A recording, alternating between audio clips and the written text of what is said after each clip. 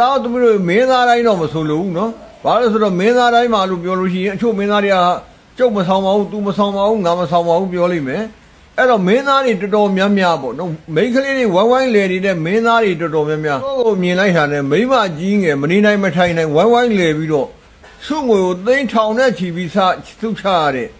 မင်းသားတွေဘာတွေဆောင်လို့ဘလို့အဆောင်တွေကြောင့်ဒီတော့စွမ်းနေတာလဲဆိုတာကိုဘာကြီးပြောပြမယ်တော့သူတို့မင်းသားတိုင်းတော့မဆိုလို့နော်ဘာလို့ဆိုတော့မင်းသားတိုင်းမှာလို့ပြောလို့ရှိရင်အချို့မင်းသားတွေကကျုပ်မဆောင်ပါဘူးသူမဆောင်ပါဘူးငါမဆောင်ပါဘူးပြောလိမ့်မယ်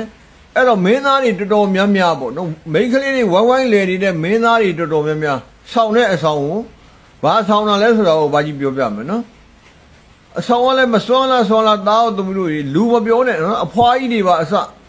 မိန်းကလေးငငယ်ကြီးကြီးရွယ်ရွယ်ကနေပြီးတော့အဖွားကြီးတွေအစနော်ဒီမင်းသားကိုမြင်လို့ရှိရင်မယိုးမရွမနေနိုင်မထိုင်နိုင်ရှိတဲ့အိမ်လေးခြံလေးတွေပေါင်နှံရောင်းချပြီးတော့စုချရတဲ့အထိစောစောလန်းလန်းချစ်ချစ်ခင်ဖြစ်ခဲ့ရတဲ့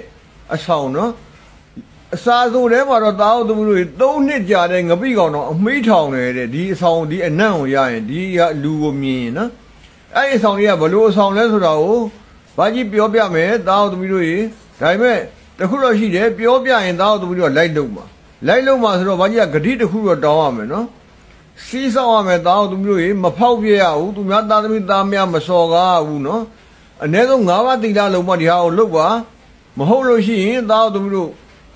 ပြန်ပြီးတော့နော်ဆိုးကျိုးတွေခံရပါလိမ့်မယ်လို့ဘာကြီးအဲ့ဒါလေးကိုတော့အရင်ပြောပြခြင်းဖြစ်ပါတယ်တားသူတို့ဘာဆောင်လဲဆိုတော့ဘာကြီးနဲ့ခင်တဲ့မင်းသားတယောက်ဘာကြီးရှိလာတဲ့မင်းသားတယောက်ပေါ့ကွာထားပါတော့အဲ့ဒါတော့သူတို့နိုင်ပြောရင်တော့နိုင်ငံရေးတွေပါလာလိမ့်မယ်နော်အဲ့တော့မင်းသားတယောက်ပေါ့မင်းသားတယောက်ဘာဆောင်လဲဆိုတော့ဘာကြီးပြောပြမယ်ဂဝင်ရုပ်ရှိတယ်ကွာဂဝင်တော့ဂဝင်အကျမ်းသားပေါ့နော်ဘာကြီးပါဇက်နဲ့ပြောလို့မရတဲ့ဂဝင်ရုပ်နော်ဂဝင်အကျမ်းသားရုပ်သားသူတို့ရက်ကြည့်လိုက်ဂဝင်ဆိုရင်ပေါ်လာလိမ့်မယ်အဲ့ဒီမှာအကျမ်းဆုံးတွေးလိမ့်မယ်အဲ့ဒီဂဝင်ရုပ်ကိုရေမွှေးပလင်းထဲကိုထည့်ထားပြီးတော့ရေမွှေးစိန်ထားတယ်ကွာနော်အသားကတော့ဘာသာဖြစ်ဖြစ်ရပါတယ်သားသူတို့အချို့လဲနေတဲ့နနှစ်အသားပေါ့ဘယ်အသားနဲ့ထူတာနတ်သက်ဖြူနဲ့ထူတာတဲ့အသားဆိုရင်တော့ပိုကောင်းတယ်နော်အဲ့နတ်သက်ဖြူနဲ့ထူတာတဲ့ဂဝင်ရုပ်ကို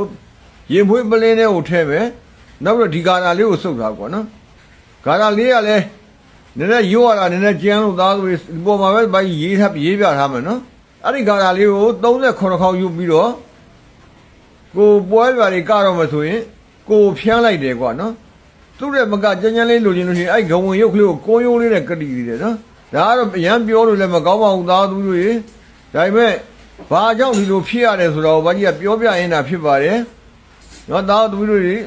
လုံးမယ်ဆိုရင်တော့လိုက်လုပ်ကြည့်မယ်ဆိုရင်တော့ဂရိသစ္စာတီပါ9ပါးသီလလုံးပါသူများသားသူသားများမဖြစ်စည်းပါနဲ့ဖြစ်စည်းခဲ့ရင်ဘေးတို့ကဆိုတင်းတတ်ပါတယ်လို့အဲ့ဒါပြောရင်းသားသူတွေအားလူကြီးလူကင်ပေါ်ကြပါစေ